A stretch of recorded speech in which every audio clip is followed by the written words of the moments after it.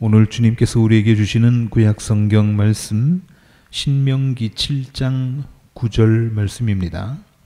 그러므로 당신들은 주 당신들의 하나님이 참 하나님이시며 신실하신 하나님이심을 알아야 합니다. 주님을 사랑하고 주님의 계명을 지키는 사람에게는 천대에 이르기까지 그의 언약을 지키시며 또 한결같은 사랑을 베푸시는 신실하신 하나님이심을 알아야 합니다. 아멘.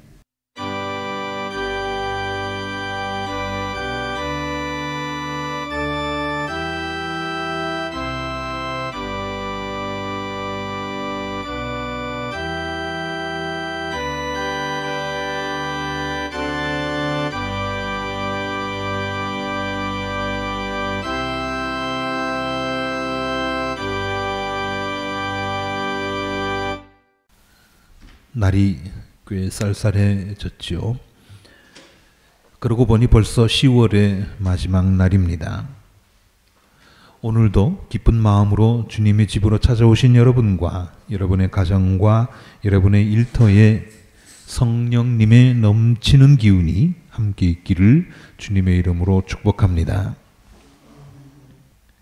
성경에 보면 복에 대한 말씀이 참 많이 나옵니다. 처음부터 끝까지 모두 다 복에 대한 이야기라고 해도 과언은 아니죠. 그래서 오늘은 그 복을, 하나님께서 우리에게 내려주시는 그 복을 오래오래 누리는 문제, 그 일에 대해서 잠시 생각하며 은혜를 나누려고 합니다.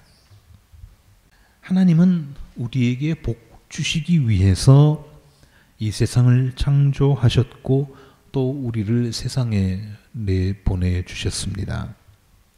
그런데 문제는 하나님은 우리에게 복만 주시는 것이 아니라 때로는 벌도 내리십니다. 그리고 어떤 사람에게는 복을 내리시고 어떤 사람에게는 벌을 내리시는데 어떤 사람에게 복을 내리시고 어떤 사람에게 벌을 내리시는가? 그 내용이 신명기 5장 9절에서 10절에 잘 정리되어 있습니다. 이 말씀은 복의 손익계산서라고 할 수 있습니다. 이렇게 되어 있습니다. 나 주 너희의 하나님은 질투하는 하나님이다. 나를 미워하는 사람에게는 그 죄값으로 본인뿐만 아니라 3, 4대 자손에게까지 벌을 내린다. 나를 미워하는 사람에게는 그 본인뿐만 아니라 3, 4대 자손에게까지 벌을 내린다. 참 두렵습니다. 그런데 그 다음 구절을 보면 이렇습니다.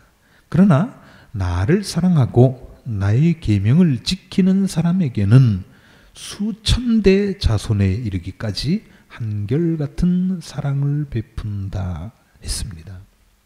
보시다시피 벌을 내리는 것은 자손 3, 4대까지이지만 복을 주시는 것은 한결같은 사랑을 베푸시는 것은 수천 대까지 이릅니다. 사람 편에서 생각할 때 단순하게 생각해도 남는 장사 아닙니까? 이만저만한 이득이 아닙니다. 저나 여러분이나 다 하나님의 부르심을 받은 사람들인데 하나님은 무슨 이유로 우리를 부르셨을까요? 복 주시기 위해서 여기 지금 벌 얘기도 했습니다마는 벌 주는 게 하나님의 궁극적인 목표가 아니라 그 벌을 통해서 사람들이 더 많이 더 크게 복을 받을 수 있도록 해주는 구실을 하는 것이 벌입니다. 어쨌든 하나님께서는 무슨 이유로 왜 저와 여러분을 부르셨겠습니까? 얼굴이 잘나서일까요? 면접 볼 때 인물 보듯이 쭉 세워놓고 잘난 사람들로 뽑아가지고 자 이제부터 너는 내 자녀다 그렇게 했을까요? 아니면 돈이 많아서일까요? 가문이 좋아서일까요? 그것도 아니면 재주가 많아서일까요? 모두 다 아닙니다.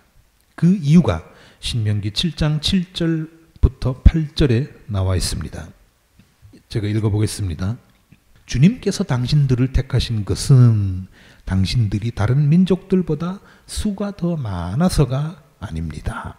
수가 많은 민족을 택하셨을 것 같으면 이집트나 중국이나 물론 지금 그 나라들에서도 다 있는 사람들도 다 하나님의 자녀이긴 합니다만은 처음에 아주 오래전에 하나님께서 은혜를 베푸실 때 그 나라들을 택하시겠죠. 그러나 하나님께서는 가장 작은, 가장 보잘것없는 히브리 사람들을 택하셨습니다. 주님께서 당신들을 택하신 것은 당신들이 다른 민족들보다 수가 더 많아서가 아닙니다. 오히려 당신들은 모든 민족 가운데서 수가 가장 적은 민족입니다. 그런데도 주님께서는 당신들을 사랑하시기 때문에 당신들을 이집트 왕 바로의 손에서 건져내시고 그 종살이하던 집에서 이끌어내어 주신 것입니다. 한마디로 답을 주셨죠. 우리를 사랑하시기 때문에. 다른 이유 아무것도 없습니다. 우리를 사랑하시기 때문에. 하나님께서는 이스라엘 백성을 부르셨고 오늘날 우리를 부르셨습니다. 에스겔서에 보면 하나님은 이스라엘 백성에 대해서 이렇게 회상하는 장면이 나옵니다. 에스겔서 16장 5절부터 6절까지의 말씀인데요. 거기서 하나님께서는 이스라엘 백성들을 두고 하도 속이 상해서 너무나 마음이 아파서 이런 말씀을 하십니다. 네가 태어나던 바로 그날에 사람들이 네 목숨을 천하게 여기고 너를 내다가 들판에 버렸다. 세상에 금방 갓 태어난 아기를 버리는 사람 얼마나 못된 사람입니까? 그런데 그들은 네가 태어나던 바로 그 날에 사람들은 내 목숨을 천하게 여겨서 너를 들판에 내다 버렸다. 그때 내가 네 곁으로 지나가다가 핏덩이로 버둥거리는 너를 보고 핏덩이로 누워있는 너에게 제발 사람만 달라고 했다.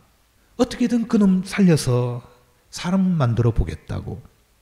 사람들에게 버림받아서 들판에 내 동댕이 쳐진 아이를 부둥켜 안고 전혀 하나님답지 않게 부르짖으셨습니다. 그 전지전능하신 하나님이, 그 위엄 넘치는 하나님이, 그 두려움에 쌓인 하나님이 하나님답지 않게 부르짖었습니다. 제발 사람만 다오. 이렇게 천신만고 끝에 아이를 살려놓고 그 아이에게 복을 주시겠다고 약속을 하신 것입니다. 내 속에서 태어난 내 새끼 같으면 미우나 고우나 내 자식이니까 당연히 복을 주고 싶겠지만 들판에 내 던져진 그 아이, 핏덩이로 보듬거리면서 다 죽어가는 그 아이, 제발 사람만 달라고, 제발 사람만 있어 달라고 그렇게 안타깝게 했던 그 아이를 데리고 와서 내가 너에게 복을 주겠다 약속을 하신 겁니다. 그 아이가 누굽니까? 이스라엘 백성을 가리킨 것이긴 하지만은 그 아이 바로 우리입니다. 우리가 바로 그 아이입니다. 그러니 여기에 무슨 자격이 필요합니까? 무슨 요건이 필요합니까? 무슨 절차가 필요합니까? 그냥 복받을 운명인 것이죠. 하나님께서 우리를 부르셨고 그렇기 때문에 우리는 그저 하나님으로부터 복을 받을 운명에 있는 사람입니다. 자녀를 키워보신 분들은 다 그렇겠습니다만 부모라면 크든 적든 자식에 대한 기대가 있습니다. 이 아이는 어떻게 좀 자라줬으면 좋겠다. 이런 아이가 되었으면 좋겠다. 하는 그런 기대가 있죠. 여러분은 여러분의 자녀들이 어떤 사람이 되기를 바라십니까? 제 얘기를 좀 하면 저도 역시 그런 게 있습니다. 그래서 저도 늘 아이들을 위해서 기도를 합니다만은 우리 성도들을 위해서도 기도하고 우리 아이들을 위해서도 기도합니다만은 그때마다 이렇게 기도합니다. 하나님, 우리 아이들이 그리고 우리 교회 아이들이 하나님께서 귀하게 여기시는 사람이 되게 하시고 또한 사람들도 귀하게 여기는 사람이 되게 해 주십시오. 세상에서 제일 불쌍한 게 하나님이 미워하는 사람, 그것도 모자라서 사람들이 천시하는 사람, 천덕꾸러기로 살아가는 거 얼마나 참 불쌍합니까? 그래서 하나님 앞에서, 사람 앞에서 귀히 여김을 받는다면 거기서 더 바랄 게 뭐겠습니까? 그 나머지 자잘한 것들은 저절로 다 해결이 되는 겁니다.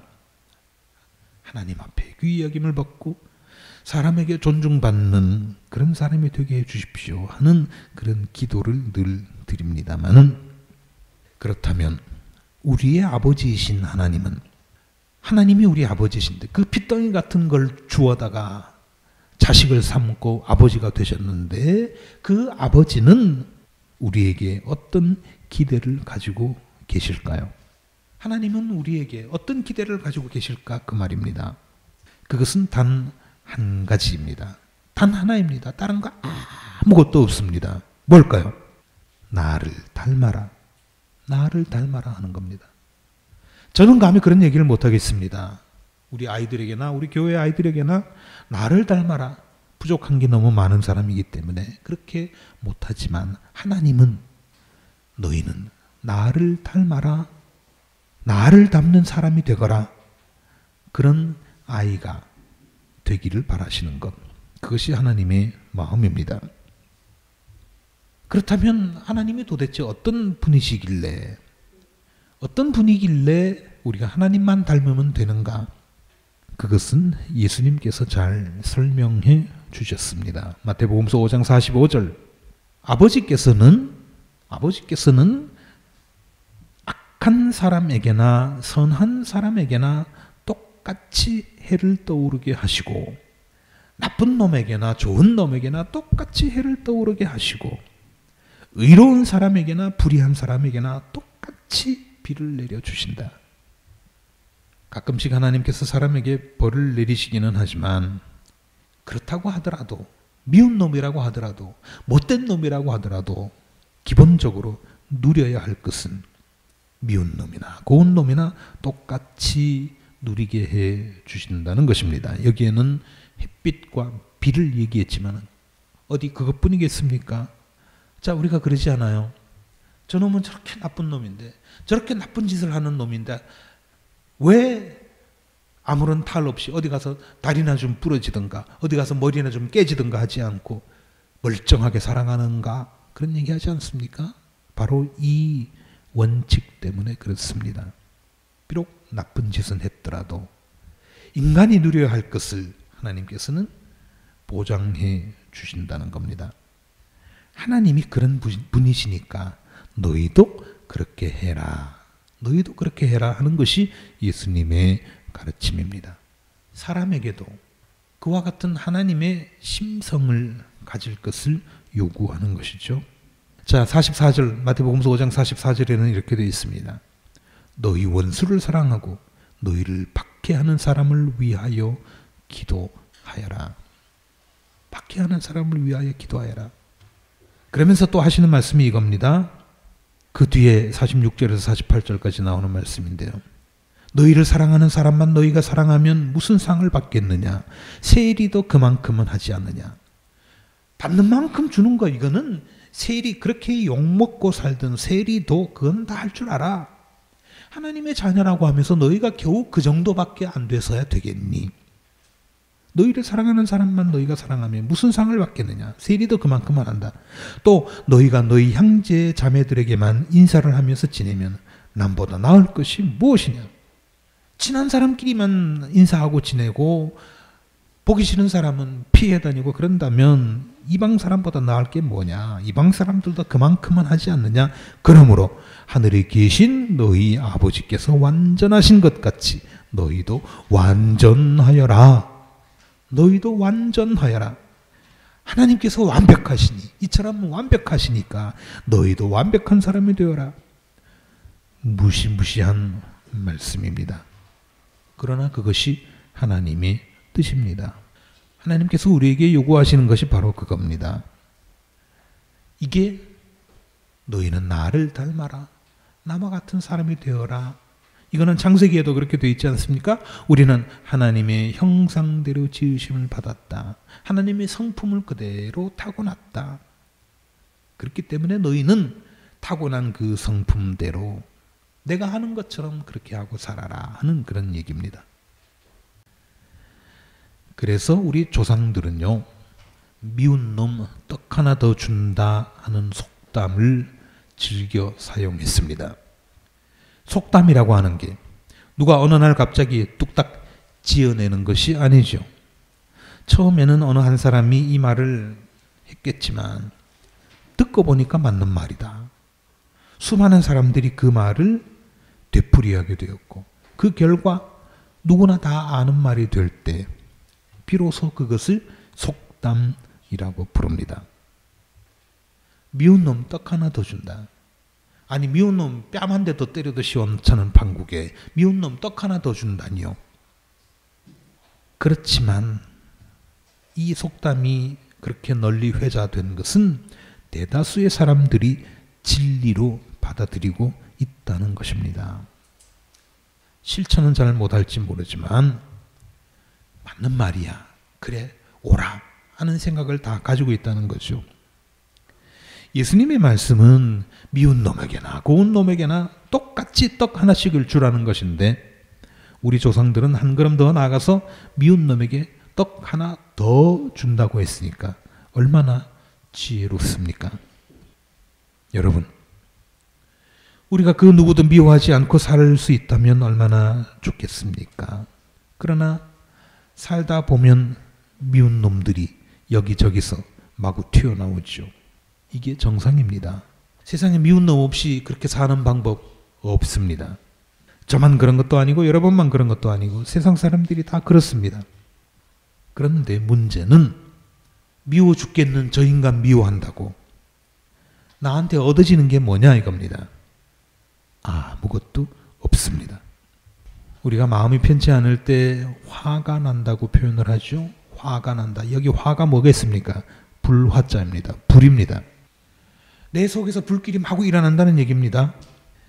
그 일어나는 불길을, 그 분노의 불길을 그놈에게 확 덮어 씌워서 태워버리면 좋겠는데 그렇게 됩니까? 안 되죠.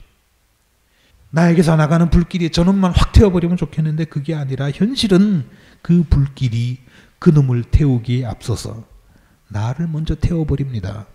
나를 먼저 태워버린다는 얘기입니다. 그놈보다 내가 먼저 죽어요. 어떤 사람이 그런 얘기를 합니다. 분노를 사귀지 못하고 복수를 꿈꾸는 것은 무엇과 같은가 하면 복수를 꿈꾸면서 분노를 분출하는 건 무엇과 같은가 하면 내가 쥐약을 먹고 쥐가 죽기를 기다리는 것과 똑같다고 했습니다. 내가 화를 내고 내가 분노한다는 얘기는 내가 쥐약을 먹는 거예요. 그런데 그 사람이 죽습니까? 내가 죽죠. 참 어렵습니다.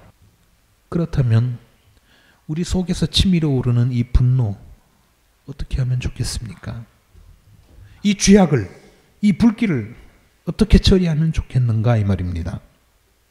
답 여러분이 먼저 다 아시죠? 하나님 앞에 내려놓으면 됩니다. 하나님 앞에 내려놓으면 됩니다. 가급적 빠른 시간 안에 끄집어내서 우리 몸에서 분리시켜내야 됩니다. 이거를 하나님 앞에 끄집어 꺼내놓지 않고 다른 데서 함부로 처리하려고 하다가는 큰일 납니다. 하나님, 이러이러한 일로 내가 저러저러한 분노가 생겼습니다. 그래서 가지고 왔습니다. 알아서 처리해 주십시오. 이걸로 끝입니다. 그냥 우리가 하나님 앞에 울부짖는 것, 우리가 하나님 앞에 기도하는 것은 그냥 입으로만 기도하는 것이 아니라 우리 속에 있는 쥐약을, 우리 속에 있는 불길을 끄집어내서 하나님 앞에 내려놓는 겁니다. 그렇게 하면 아무 걱정하실 것 없습니다. 이렇게 내 속에 있는 화를 끄집어내면, 그래서 그거를 하나님 앞에서 처리하면 우리 마음이 편안해집니다. 하나님께서 약속해 주신 겁니다. 하나님께서 그렇게 만들어 주시는 거예요. 우리가 부전자전이라는 말을 쓰지 않아요? 하나님이 완전하신데 그분의 아들, 딸, 우리도 당연히 완전해져야 완전해져야지요. 완전한 사람이 되어야 됩니다. 그런데 그 완전한 사람이 그 불길에 먼저 타버린다고 한다면 어떻게 완전해지겠습니까? 그러면 안 되죠. 우리가 타버리기 전에 그 분노의 불길을 우리 자신으로부터 분리시켜 놓을 때, 떨어뜨려 놓을 때 우리는 몸과 마음과 영혼을 완전히 보존할 수 있습니다. 그 상태가 편안한 상태입니다. 이처럼 우리는 복받도록 프로그래밍이 되어 있는 하나님의 자녀들입니다. 하나님의 심성을 우리가 가질 때 그 복은 현실이 됩니다. 아무리 복받도록 계획을 세워놓고 예정을 해놓았다고 하더라도 우리가 받아들이지 않으면 그거는 무용지물인 거죠. 그 복을 우리에게서 실현시키기 위해서 우리가 해야 될 것, 하나님의 심성을 우리가 가지는 겁니다. 그때 그 복은 현실이 됩니다. 아무쪼록 이처럼 천년만년 복을 누리는 저와 여러분이 되시기를 주님의 이름으로 기원합니다.